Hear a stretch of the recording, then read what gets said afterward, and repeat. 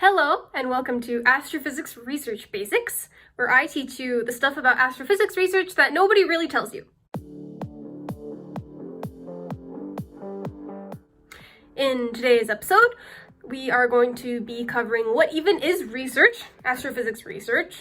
I'll be going over in general the different types of astrophysics research so that we can have a baseline on which to go deeper into the details in later episodes. So let's get started. What does it even mean to conduct astrophysics research? Well, there are two main types. There's observational and there's theoretical. So I am an observational astronomer, and so this series of videos will be mainly going into observational astronomy research, but today I will also kind of give a general description of what I believe theoretical astrophysics research is like so that you can kind of compare the two. So let's talk about the differences between the two. I'll start with theoretical research. Theoretical research usually involves two different things. So there's more of a mathematical side, and then there's more of like a computer modeling simulation side. So we'll go into kind of the differences between the two. All right, so starting with the mathematical side. Math is really the basis of all science, right? This kind of mathematical, theoretical astrophysics side is developing new mathematical relationships and new physics for astronomy to be based off of. So usually these people are working on like the forefront of what is mathematically possible. That's like so insane to me as someone who isn't really that mathematically gifted. But for example, I had a professor at MIT who was teaching me relativity, so it was my relativity class. And this professor, like her daily research was in quantum gravity.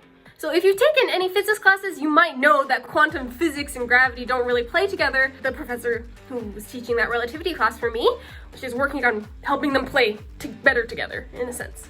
She was basically like taking different pretty crazy scenarios, physics scenarios, and trying to develop different mathematics to describe those scenarios. So for example, a situation she was working on was like the physics within a black hole.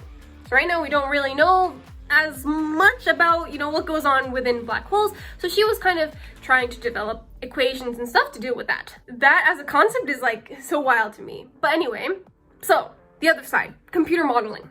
So some theoretical astrophysicists use computers to run simulations of the universe. And there are many things you can simulate with a computer. So, for example, you could simulate galaxies crashing into each other, or you could simulate different models of the Big Bang, things like that. So there are endless possibilities of things you could simulate, but really what they're doing is they're running these simulations and seeing the results, and then they compare those results with things that observational astronomers view in the universe, and hopefully, eventually those things will match up, and we can learn from both sides of that. So, what do observational astronomers do? So this is a good segue into observational astronomy. Observational research involves using a telescope, whether that be a ground-based telescope like the Keck telescopes in Hawaii, or space-based telescopes like the new James Webb telescope. So either one you can use.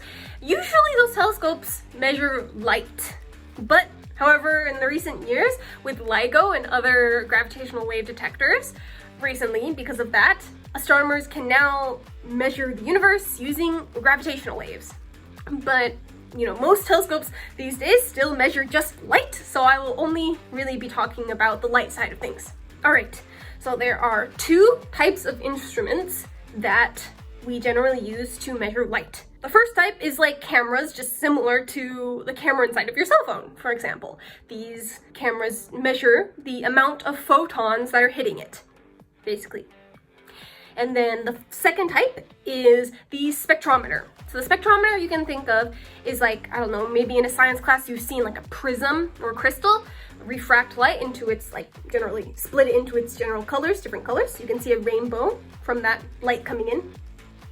So you might have seen that before, and that's basically what a spectrometer does. So it takes the light and it spreads it out into different colors, and so we can look at what the light is kind of doing at different wavelengths and make some different measurements based off of that. So with both of these instruments, you can learn different things about whatever objects you are observing in the universe. So in future episodes, we will explore more about what these different instruments can teach us and how exactly to use the data that we get from them. All right, so Thank you for joining me for part 1 of Astrophysics Research Basics. I'll see you back here again for the next session. Bye bye!